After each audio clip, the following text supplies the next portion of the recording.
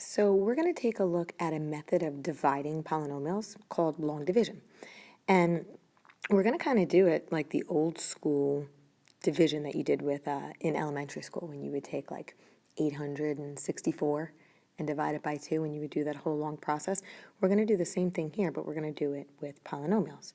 Okay, so what we're going to do is we're going to take our trinomial, we're going to take our x squared minus 16x plus 48, and we're going to divide that by x minus 4. So we're going to put this under a big division bar, and we're going to divide that by x minus 4.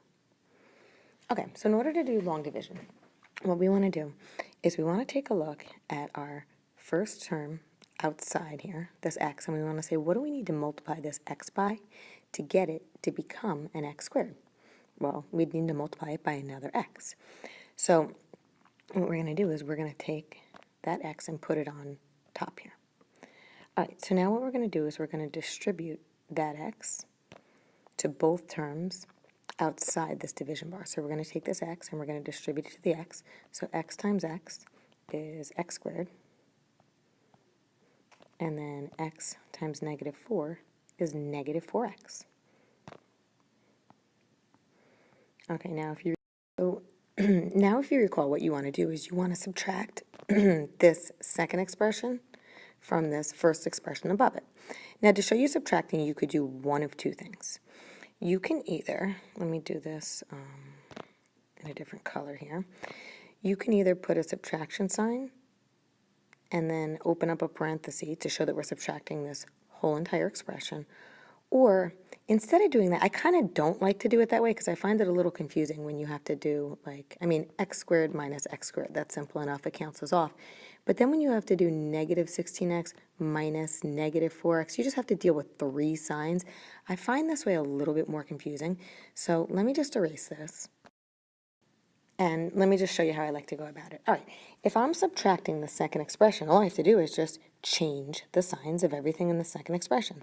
So I'm going to change this positive x squared to a negative x squared, and I'm going to circle that sign to show that I changed it. And then I'm going to change my negative 4x to a positive 4x. And again, I'm going to circle it to show that I changed it. Okay, when you circle it, then you remember, oh, look, I did change it. Okay, so now we're just going to simplify this. So x squared minus x squared, again, that just cancels right off.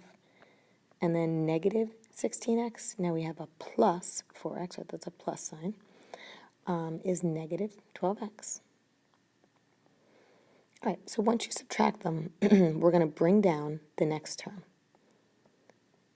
And the reason we bring down the next term is because if we have 2 terms on the outside here, we want to also have 2 terms down here. All right, so now we're going to repeat the process. We're going to say, what could I multiply this x by to give me a negative 12x? Well, a negative 12. So I'm going to write minus 12 up here.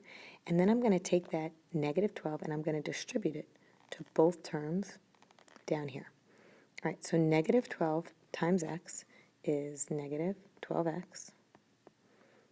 And then negative 12 times negative 4 is positive 48. Okay, so now I'm subtracting, so I'm going to change my sign and circle, change my sign and circle. All right, so negative 12x and a positive 12x cancel out, and a positive 48 and a negative 48 also cancel off. Okay, that's not always going to happen, but here they both cancel off, so it means we have no remainder, so this is our answer. All right, so if we take x squared minus 16x plus 48 and divide it by x minus 4, we get x minus 12. And if you want to check, you could always multiply these two together, right? Just double distribute them out. And when you do, you'll see that you wind up with this original expression. All right, so number 3, we're going to skip number 2. We'll do that in class tomorrow. But if you jump down to number 3, it looks like it's in a different format, but it's still, all it is dividing polynomials. When we have a numerator and a denominator of a fraction, it's just saying, let's take this numerator here and divide it by this denominator. All right, so let's just set it up like a long division problem. So we're going to take the 2x cubed minus 4x squared. One thing I want to point out, actually, let me just set up my division bar. I'm going to make it a little long here. If you notice the exponents, this is x to the third power, x to the second power, and we're missing an x to the first power term before we come to our constant. If you're missing a term, you do have to put a placeholder for it. So if we have no x to the first term, we can write that as, positive or negative, it doesn't matter, but 0x to the first. And then we can bring down our constant. Okay, so if you're missing a term, if you're missing, you want your exponents, you don't want to skip any, you want them to go in descending order, so starting at whatever, the biggest one is, and you want it to go down by 1 each time. And technically this is 2x to the 0 power, we just don't write that. But, make sure you put a placeholder if there's any missing, components. All right, and then let's just take our 2x minus 2 and put it out here. All right, and let's just do it. So same thing as last time, we're going to go through this one a little bit faster. All right, so you want to say, what do I multiply 2x by to give me 2x cubed? Well, x squared. So I'm going to put that x squared up here. And now we're going to distribute. X squared times 2x is 2x cubed. And then x squared times negative 2 is negative 2x squared.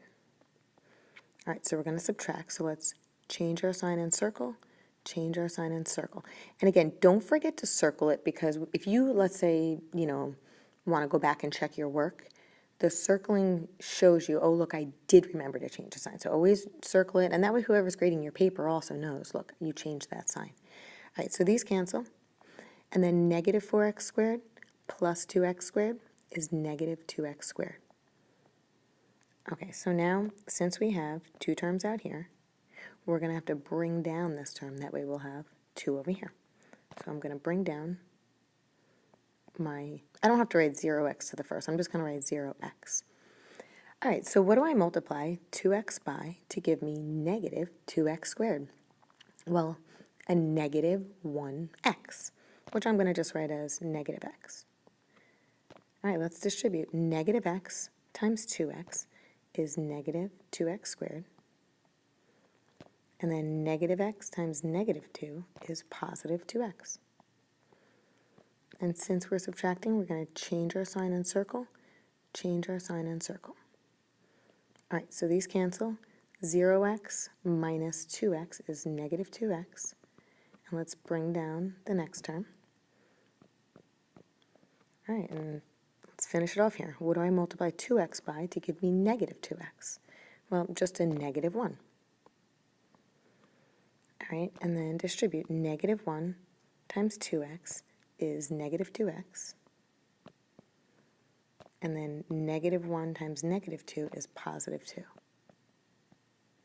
All right, so we're going to subtract. So change the sign, circle, change the sign, circle. And when we subtract, again, both terms cancel off. So in this example, again, we have no remainder. So this is our answer. If we wanted to check our work, you could always multiply this expression by this expression. Okay, distribute everything out and combine your like terms, and you should wind up with this original polynomial that we had in our numerator. All right, so if you can turn to the back of this page, we're going to take a look at number 5, and this is the last one we're going to do together. And if you look at the title, it says dividing polynomials with remainder. So what we're going to do is here we're going to run into a remainder. It's not just going to all cancel off nice and neat for us at the end. Okay, so let's first, set this up like we did the last two problems. All right, now if we look at our numerator, again, look, it skips a term. It jumps from x cubed down to x to the first, so it's missing that x squared term. So no big deal, we'll just put a 0x squared in there. So we'll have 4x cubed plus 0x squared, and then we have our plus 5x and our minus 8. All right, and let's put the 2x minus 5 out here. All right, so let's repeat our process. What do we need to multiply 2x by to give us 4x cubed? Well, we're going to multiply it by a 2x squared. So 2x squared times 2x is 4x cubed. And 2x squared minus 5 is negative 10x squared.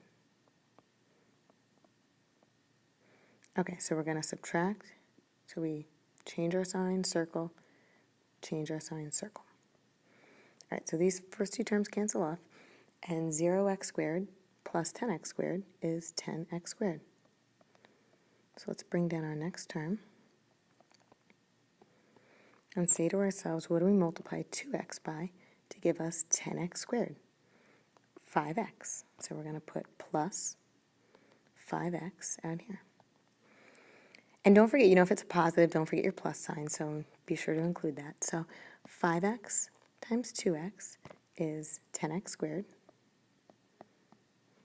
And then 5x times negative 5 is negative 25x. All right, so we're subtracting. So change the sign, circle, change the sign, circle. All right, so these cancel off, and 5x plus 25x is 30x. And we can bring down our last term of minus 8.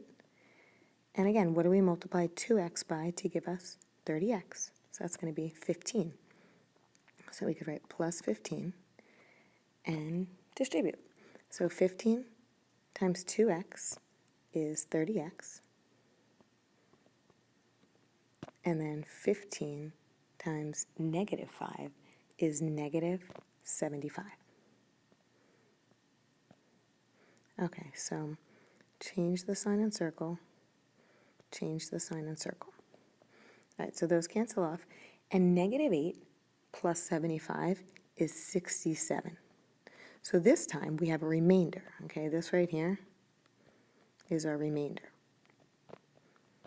All right, now we can't leave our answer like this. If we have a remainder, what we want to do is we want to say this is the part that's left over out of the 2x minus 5 that we were dividing by. So what we want to do is we want to take, since this is a positive remainder, we want to take that remainder and add it on to this expression that we have up here. So we're going to say we have this plus 67 remaining out of the 2x minus 5 that we were dividing by. So this is our answer. So when you have a remainder, you just want to, if it's a positive remainder, you would add on what's left out of what you were dividing by. If it was a negative remainder, all you would do is just make this addition sign a subtraction sign.